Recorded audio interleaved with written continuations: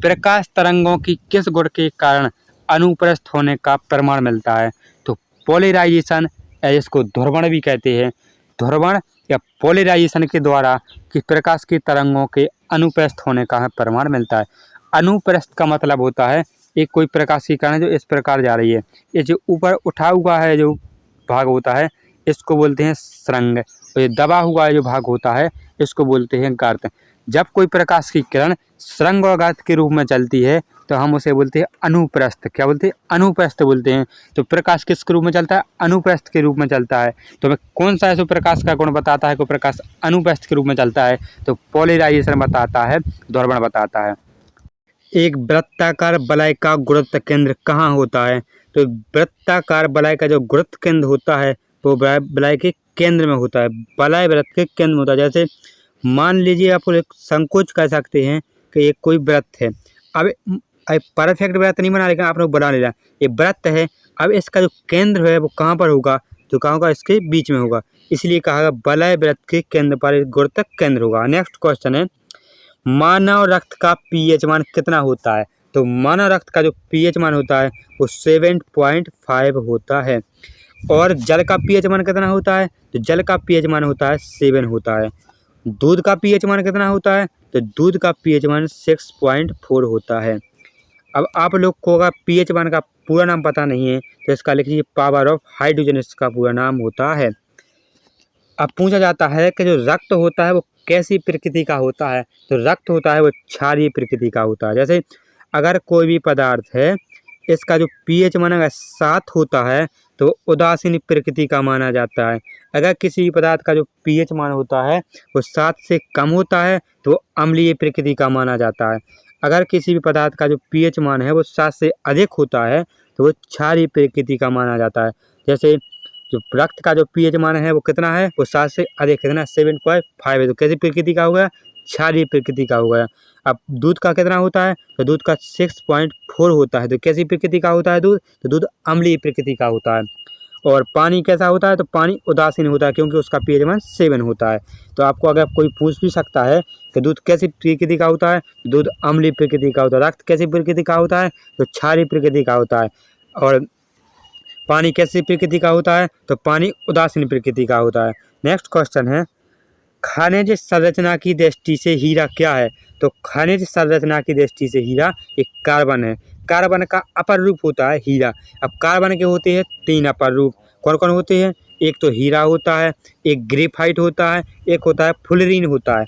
इसमें हीरा कार्बन का सबसे अच्छा अपर रूप माना जाता है। जो ग्रेफाइट होता है, आप लोग जो पेंसिल यूज करते हैं उसी में वो काले रंग का एक पदार्थ होता है, उसे वो ग्रेफाइट बोलते हैं। ग्रह गति का सिद्धांत किसने प्रतिपादित किया था? तो केपलर ने बताया था कि ग्रह होते हैं वो गति करते रहते हैं। किसने बताया था? केपलर ने बताया था। नेक्स्ट क्वेश्चन है, हाइड्रोजन बम किस सिद्धांत पर कार्य करता है? तो किस साधन या किस सिद्धांत पर बनता है? तो जो हाइड्रोजन बम होता है वो नाभ के संलयन पर कार्य करता है। प्रोटॉन की खोज किसने की थी? तो दोस्तों प्रोटॉन की खोज आपको बता दें तो प्रोटॉन की खोज की थी गोल्डस्टीन ने। गोल्डस्टीन ने की थी प्रोटॉन की खोज। और ये गलत छपा है, ये गलत रॉन्ग क्वेश्चन है। किसकी? क्योंकि प्रोटॉन की जो खोज है वो गोल्डस्टीन नामक वैज्ञानिक ने की थी, जबकि जो प्रोटॉन का जो नामकरण है वो रदरफोर्ड नामक वैज्ञानिक ने अपने सिद्धांतों के आधार पर दिया था। नेक्स्ट क्वेश्चन है, कौन सा पदार्थ पृथ्वी पर तीनों अवस्थाओं में पाया जाता है? तो पानी जल एक ऐसा पदार्थ है जो पृथ्वी पर तीनों अवस्थाओं में पाया जाता है। जब पानी को आप लोग गर्म कर देते हैं तो वह गैस अवस्था में परिवर्तित हो जाता है, और जैसे ही आप गैस को ठंडा कर देते हैं तो किसमें? द्रव के रूप में बदल जाता है। जैसे ही आप लोग पानी को फ्रिज में रख देते हैं तो ठोस अवस्था में बदल जाता है। इसलिए पानी तीनों अवस्थाओं में बदल गया, गैस में भी बदल जाता है, द्रव में भी बदल सकता है और ठोस में भी बदल सकता है। इसलिए पानी तीनों अवस्थाओं में पाया जाता है।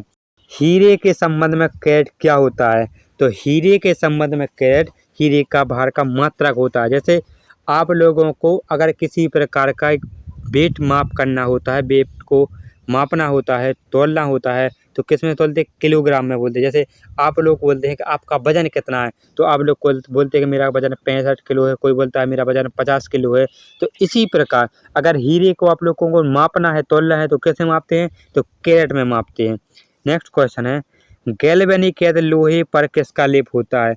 तो गैल्वेनिक यदि लोहे पर जिंक का लेप होता है। जिंक का सूत्र क्या होता है? Zn होता है। अब गैल्वेनिक का अर्थ होता है अगर आपको लोहे को जंग से बचाना है तो जब लोहे को जंग से बचाने के लिए उस पर जिंक की परत चढ़ाई जाती है, अर्थात सीधे सीधा समझो उस पर जिंक की कलर कर दिया जाता है, जिंक को उस पर पोत दिया जाता है, इसी को कहते हैं गैल्वेनिकरण।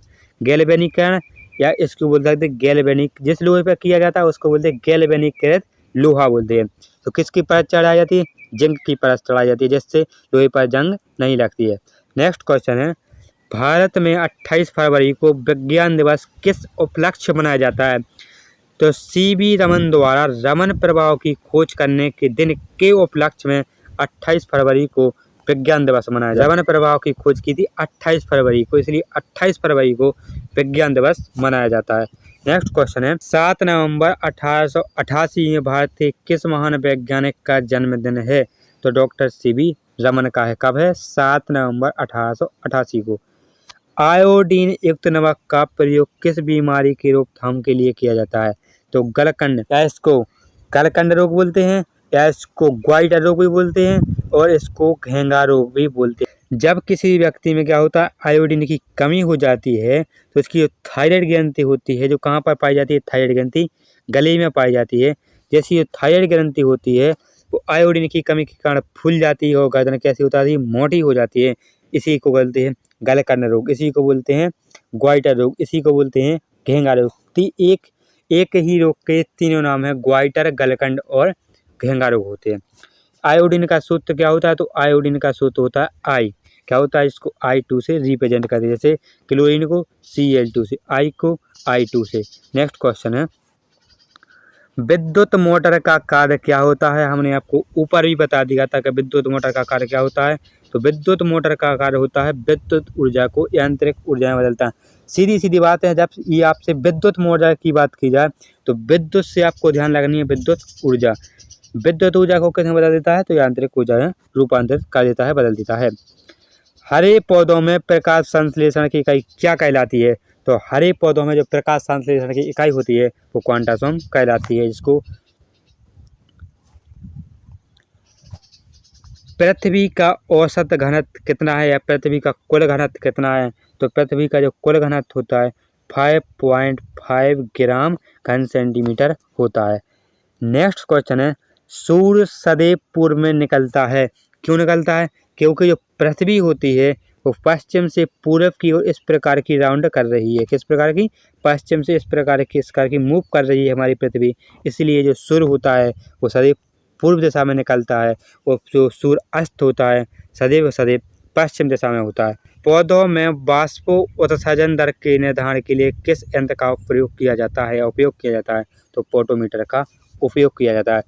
वाष्पो उत्सर्जन का अर्थ होता है जब किसी पौधे में जो जल होता है वो आवश्यकता से अधिक मात्रा में पहुंच जाता है, तो इसका पता लगाने के लिए कि पौधे में जो जल है वो अधिक मात्रा में पहुंच गया है या पर्याप्त मात्रा में है या कमी है, तो जो इसको बोलते हैं वाष्पो उत्सर्जन। तो जो वाष्पो उत्सर्जन की दर का पता लगाने के लिए कि पौधे में वाष्पो उत्सर्जन कम हो रहा है या अधिक हो रहा है या न्यूनतम है, तो किसके द्वारा पता लगाया जाता है? तो पोटोमीटर के द्वारा पता लगाया जाता है। रेड लेड का रासायनिक सूत्र क्या होता है? तो Pb3O4 रेड लेड का रासायनिक नाम होता है। मानव शरीर में विटामिन के का निर्माण किस अंग में होता है? तो जो हमारी जो छोटी आंत होती है उसमें एक छोटा हिस्सा होता है कोलन। क्या होता है? ये आंत होती है, कौन सी? छोटी आंत होती है। छोटी आंत होती है, उसका एक छोटा हिस्सा होता है जिसको बोलते हैं कोलन। तो मनुष्य के छोटी आंत के कोलन वाले हिस्सा में बैक्टीरिया पाए जाते हैं, जिसके द्वारा बैक्टीरिया के द्वारा ही कोलन वाले शरीर में विटामिन के का निर्माण हो जाता है। तो शरीर में विटामिन के का निर्माण कहाँ पर होता है? छोटी आंत के कोलन वाले हिस्से में होता है। किसके द्वारा होता है? तो बैक्टीरिया के द्वारा होता है। डार्क अवेंजर क्या है? तो डार्क अवेंजर एक प्रकार का कंप्यूटर वायरस होता है। फाइकोलॉजी के तहत विज्ञान की किस शाखा का अध्ययन किया जाता है? तो फाइकोलॉजी के तहत शैवाल का अध्ययन किया जाता है।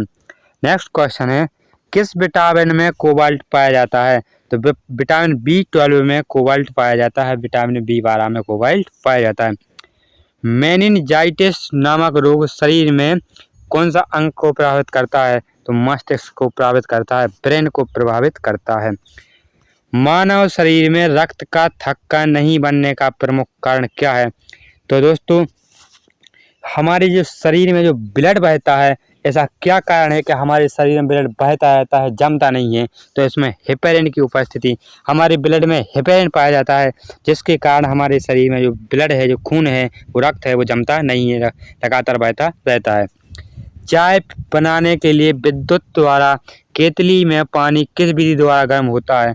तो कन्वेंशन विधि के द्वारा गर्म होता है। नेक्स्ट क्वेश्चन है, वृद्धों के चिकित्सा शास्त्रीय अध्ययन को क्या कहते हैं? तो गेरियाट्रिक्स कहते हैं। क्या कहते हैं? गेरियाट्रिक्स कहते हैं। हाइपोग्लाइसीमिया नामक रोग रक्त में किसकी कमी से होता है? जब हमारे शरीर की ब्लड में ग्लूकोज की कमी हो जाती है तो हाइपोग्लाइसीमिया नामक रोग हो जाता है। नेक्स्ट क्वेश्चन है, HPLB नामक वायरस से कौन सा रोग फैलता है? तो एड्स रोग फैलता है। मानव शरीर में सबसे छोटी ग्रंथि कौन सी है? तो जो मानव शरीर में जो सबसे छोटी ग्रंथि है तो पिट्यूटरी ग्रंथि है, या इसको मास्टर ग्रंथि भी कहते हैं। एंजाइम मूलतः क्या है? तो एंजाइम एक प्रकार के प्रोटीन है। पित्त का निर्माण शरीर के किस भाग में होता है? तो शरीर के जो यकृत या लीवर में पित्त का निर्माण होता है। नेक्स्ट क्वेश्चन है, किरण छिद्र सिद्धांत को प्रतिपादित किसने किया था? तो एस चंद्रशेखर ने प्रतिपादित किया था। साइनोकोबालमिन क्या है? तो साइनोकोबालमिन विटामिन B12 है, विटामिन B12 को ही साइनोकोबालमिन कहते हैं। साइनोकोबालमिन विटामिन B12 का एक रासायनिक नाम होता है। टेट्राब्यूटाइल लेड पेट्रोल में क्यों मिलाया जाता है? क्यों मिलाया जाता है? तो एंटी नॉकिंग रेटिंग के लिए या अपस्फोटन की दर को बढ़ाने के लिए टेट्राब्यूटाइल लेड को मिलाया जाता है। हीरे की चमक होती है तो पूर्ण आंतरिक परावर्तन के कारण हीरे की चमक होती है। अपेक्षित आर्द्रता नापी जाती है तो हाइग्रोमीटर से अपेक्षित आर्द्रता मापी जाती है। रेटिना पर बनने वाला प्रतिबिंब बनता है। तो दोस्तों, जो मनुष्य की जो आँख होती है उस पर वस्तु का जो प्रतिबिंब है, मनुष्य की आँख की रेटिना पर वस्तु का वास्तविक प्रतिबिंब और उल्टा एवं वस्तु से छोटा प्रतिबिंब बनता है। नेक्स्ट क्वेश्चन है, पोलियो का टीका सर्वप्रथम किसने तैयार किया था? तो जॉन सल्क ने पोलियो का टीका सबसे पहले तैयार किया था। गोबर गैस का मुख्य संगठक क्या है? तो गोबर गैस का जो मुख्य संगठक होता है वो मेथेन गैस होती है, जिसका जो सूत्र होता है वो CH4 होता है। नेक्स्ट क्वेश्चन है, हरे पौधों में प्रकाश संश्लेषण की इकाई क्या कहलाती है? तो क्वांटासोम कहलाती है। न्यूटन प्रति किलोग्राम किस भौतिक राशि का मात्रक होता है? किस भौतिक राशि का मात्रक होता है? तो त्वरण का मात्रक होता है। क्वार्टन नामक रोग शरीर में किसकी कमी के कारण होता है? तो आयोडीन की कमी के कारण होता है। वायरोलॉजी में किसका अध्ययन किया जाता है? तो वायरोलॉजी में विषाणुओं का अध्ययन किया जाता है। विटामिन C का रासायनिक नाम क्या है? तो विटामिन C का जो रासायनिक नाम होता है वो एस्कॉर्बिक एसिड होता है। सामान्य व्यक्ति का अनुशीतलक रक्तचाप कितना होता है? तो 80 मिमी पारे के होता है। श्वेत प्रकाश के वर्णक्रम में प्रिज्म द्वारा सर्वाधिक विचलित होने वाला रंग कौन सा है? तो बैंगनी रंग है। नेक्स्ट क्वेश्चन है, कैलोमल क्या होता है? मर्क्यूरिक सल्फाइड को कैलोमल कहते हैं। नेक्स्ट क्वेश्चन है, झूठा सोना किसे कहा जाता है? तो आयरन सल्फाइड या आयरन पाइराइड्स को झूठा सोना कहा जाता है। प्रकृति में पाया जाने वाला जो आयरन सल्फाइड या आयरन सल्फाइड को ही क्या कहते हैं? झूठा सोना कहा जाता है। दोस्तों, अगर आपको समझाने में किस प्रकार की कोई गलती हो जाती है तो आप लोग अपना छोटा भाई समझकर मुझे माफ़ कर देना। हम आपको बेहतर से बेहतर पढ़ाने की कोशिश करेंगे, जिससे आपको ये क्वेश्चन रटना ना पड़े, आसानी से याद हो जाएं। अगर आप सभी ने मेरा सेकंड यूट्यूब चैनल को सब्सक्राइब नहीं किया है तो वीडियो के डिस्क्रिप्शन में उसकी लिंक दे दूँगा। आप लोग वहाँ पर हमसे जुड़ने के लिए चैनल को सब्सक्राइब कर लीजिए या उसकी सदस्यता ले लीजिए और हमसे आप लोग आसानी से जुड़ सकते हैं। दोस्तों, वीडियो को लाइक कर लें, चैनल को सब्सक्राइब कर लें और अपने दोस्तों के पास शेयर अवश्य